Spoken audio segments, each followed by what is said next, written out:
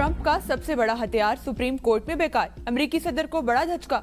अमेरिकी supreme court ने सदर ट्रंप के टैरिफ इकदामात को कलअदम करार दे दिया। अमेरिकी सुप्रीम कोर्ट ने जुम्मा को सदर डोनाल्ड ट्रंप के आलमी तिजारती टैरिफ को कलअदम करार देते हुए कहा, डोनाल्ड ट्रंप ने टैरिफ आयद करते वक्त अपने इख्तियारात से तजावुज किया, जिसके बायस आलमी तिजारत बुरी तरह मुतासिर हुई। अदालत ने करार दिया कि international emergency economic powers act सदर अमेरिका को टैरिफ आयद करने का इख्तियार फराहम नहीं करता। अमेरिकी सदर डोनाल्ड ट्रंप ने पाकिस्तान समेत मुतअद्दिद ममालिक पर टैरिफ आयद किया था।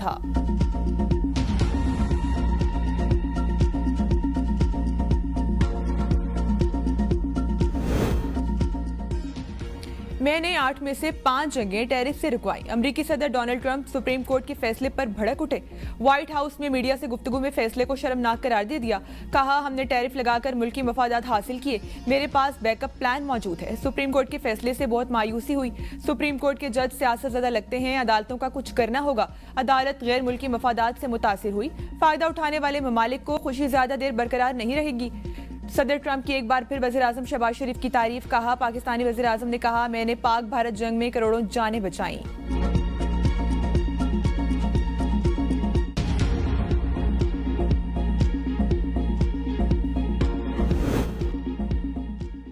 बानी पीटीआई को बैरून मुल्क या बनी गाला मुंतकिल करने की किसी सतह पर भी गुफ्तगू नहीं हुई। वज़ीर दफ़ा ख्वाजा आसिफ कहते हैं, वज़ीर आला खैबर पख्तूनख्वा की नौकरी खतरे में है।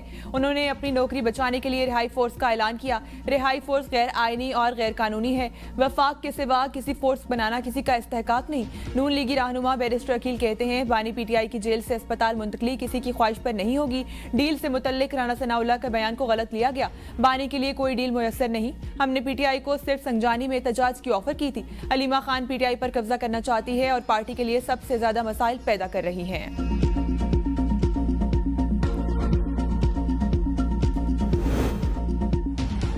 अलीमा खान ने कहा है, हम किसी इदारे के सरबराह पर बात नहीं करेंगे, बानी को अस्पताल मुंतकिल किया जाए।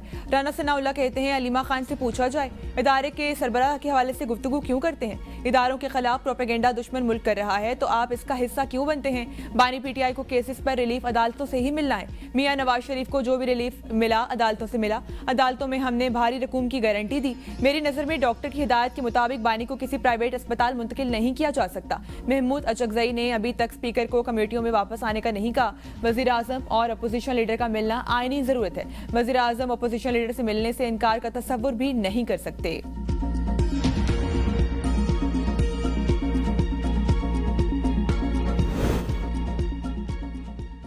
IMF का पाकिस्तान की मईशत में बेहतरी का एतराफ। वफ़द 25 फरवरी से पाकिस्तान का दौरा करेगा। तोसी फंड सहूलत प्रोग्राम के तहत तीसरे जबकि RSF के दूसरे जायजे पर बातचीत करेगा। डायरेक्टर कम्युनिकेशन जोली कोजेक कहती हैं, EFF के तहत पाकिस्तान की पॉलिसियों से मईशत को इस्तेहकाम मिला। माली साल 2025 में पाकिस्तान की माली कारकर्दगी मजबूत रही। 1.3% बुनियादी मालियाती सरप्लस प्रोग्राम के अहदाफ के मुताबिक है। पाकिस्तान में महंगाई की शरह काबू में रही, जबकि माली साल 2025 में मुल्क ने 14 साल बाद मुल्की मरतबा क्राउन सरप्लस भी रिकॉर्ड किया। IMF मिशन की आमद से कबल बड़ा इंकशाफ। पाकिस्तान में गुर्बत की शरह बढ़कर 28.9% हो गई। खासतौर पर पंजाब और सिंध शदीद मुतासिर हुए। रिपोर्ट के मुताबिक बलोचिस्तान में गुर्बत सबसे ज्यादा 41% से बढ़कर 47% पर पहुंच गई है। पंजाब में गुर्बत 16.5% से बढ़कर 23%, सिंध में गुर्बत 24.5% से बढ़कर 32.5%, जबकि खैबर पख्तूनख्वा में गुर्बत 28% से बढ़कर 35% हो गई। शहरी इलाकों में गुर्बत 11% से बढ़कर 17% हो गई।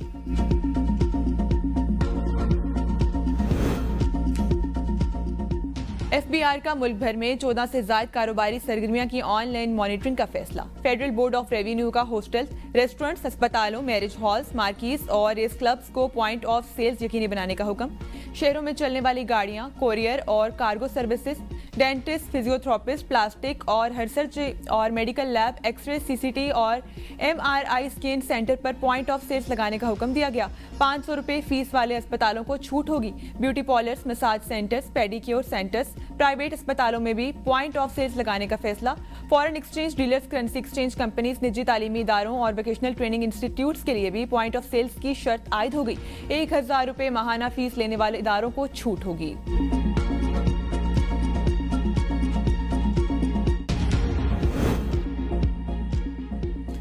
हुकूमत की शहरियों की जेबों पर नजरें, जो ज्यादा कमाएगा ज्यादा बिल भरेगा। बिजली और गैस पर सब्सिडी अब इस्तेमाल नहीं, आमदन देखकर मिलेगी।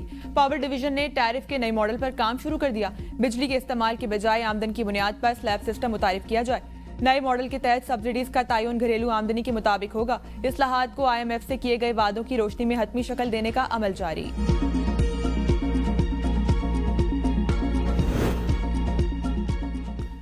वज़ीर-ए-आज़म शहबाज शरीफ की वाशिंगटन में आलमी रहनुमाओं से गैर रस्मी मुलाकातें। वज़ीर-ए-आज़म बहरीन के फरमारवा अज़रबैजान, उज़्बेकिस्तान, काज़ाकिस्तान और इंडोनेशिया के सदर से मिले। मुलाकातों में मुस्कुराहटों का तबादला, गर्मजोशी का मुजाहरा किया। वज़ीर-ए-आज़म से chief executive officer international development finance corporation के वफ़द की मुलाकात। शहबाज शरीफ की तवानाई, कानकुनी मादनियात, ज़राअत और IT के शोबों में सरमायाकारी की पेशकश। DFC को अप्रैल में इस्लामाबाद में होने वाली मादनियात कॉन्फ्रेंस में शिरकत की दावत दी।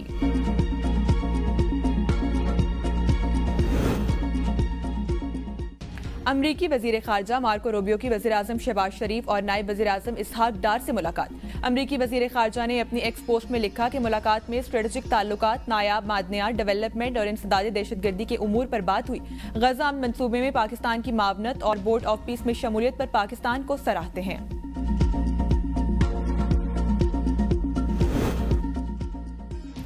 ट्रंप ईरान के खिलाफ महदूद फौजी हमले पर गौर कर रहे हैं। अमरीकी अखबार वॉल स्ट्रीट जर्नल की रिपोर्ट के मुताबिक हमले में ईरानी फौजी या सरकारी मकामात को निशाना बनाया जा सकता है।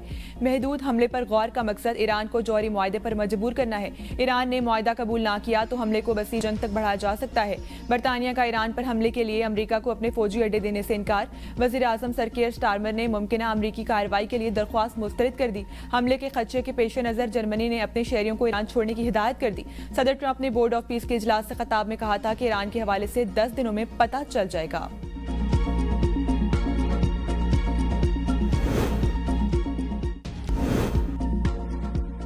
वज़ीर-ए-आज़म शहबाज शरीफ का बानी PTI के खिलाफ हर्जाने का केस। सुप्रीम कोर्ट ने ट्रायल कोर्ट को कार्रवाई से रोक दिया। शहबाज शरीफ को नोटिस जारी, जवाब तलब। वकील अली जफर ने कहा PTI को टांग पर गोली लगी, जख्मी होने के बायस केस में पेश न हो सके। ट्रायल कोर्ट ने अदम पैरवी पर हक दिफा खत्म कर दिया। अब मुकदमे में शहादतें रिकॉर्ड हो रही हैं। जस्टिस आयशा मलिक ने रिमार्क्स दिए कि जख्मी होना तस्लीम करने के बाद हक दिफा कैसे खत्म किया जा सकता है। केस को जल्द समाअत के लिए मुकर्रर किया जाएगा।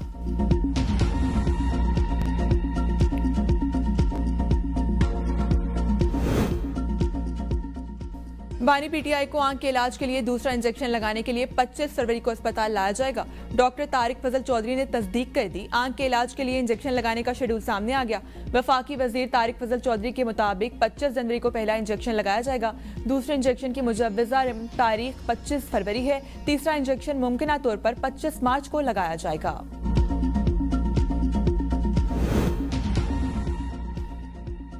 बानी PTI को जीरो किया जा सका, ना ही इनकलाब आ सका। मुज़ाकरात की बुनियाद पर ही पाकिस्तान आगे बढ़ सकता है।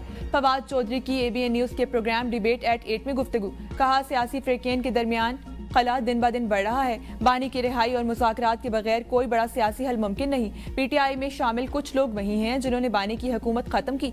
बानी PTI ने मुखालफिन को पार्टी में ओहदे देकर गलत फैसला किया, जिससे तहरीक इंसाफ की सियासी ताकत खत्म हुई। बानी की सेहत से मुतल्लिक सियासत नहीं होनी चाहिए। फैमिली और इलाज के फैसले बानी को खुद करने चाहिए।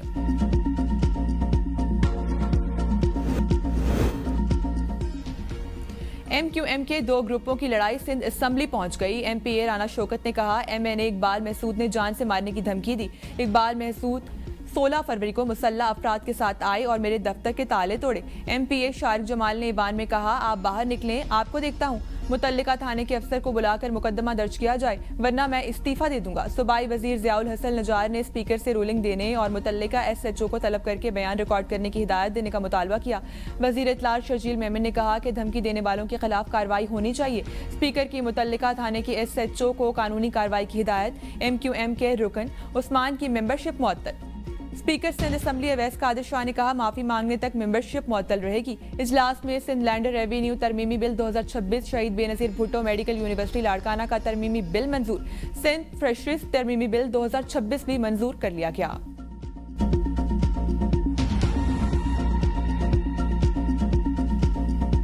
नुकसान की इतला मौसूल नहीं हुई। वज़ीर आला सुहेल आफरीदी ने सरकारी मुलाजमीन के लिए नए तामीरशुदा रिहायशी फ्लैट्स का इफ्तिताह कर दिया। सिविल क्वार्टर पेशावर में 1000 स्क्वायर फीट रकबे पर मुश्तमिल 96 जदीद रिहायशी फ्लैट्स तामीर किए गए हैं। सोहेल आफरीदी ने कहा, सूबाई हुकूमत सरकारी मुलाजमीन के लिए रिहायशी मनसूबों में तोसी और हाउसिंग सेक्टर में इस्लाहात का अमल जारी रखेगी।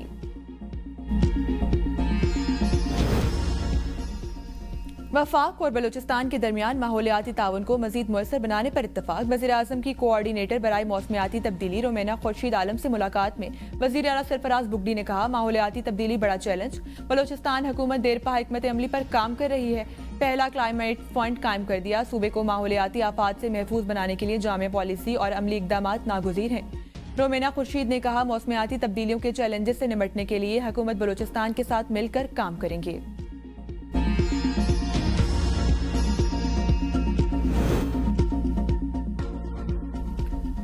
वफाकी आईनी अदालत ने तामीराती कामों पर खैबर पख्तूनख्वा हुकूमत का टैक्स लगाना कानूनी करार दे दिया। Khyber Pakhtunkhwa sales tax on services act के खिलाफ अपीलें निपटा दी। जस्टिस आमिर फारूक ने तहरीरी फैसले में लिखा, 18वीं तरमीम के बाद सर्विसेज पर टैक्स लगाने का अख्तियार सूबों के पास है। वफाकी हुकूमत सिर्फ एशिया पर टैक्स लगा सकती है। रेवेन्यू अथॉरिटी ऐसे असूल बनाए जिसमें ठेकेदार के कुल बजट को सर्विसेज और सामान में अलग अलग बांटा जाए।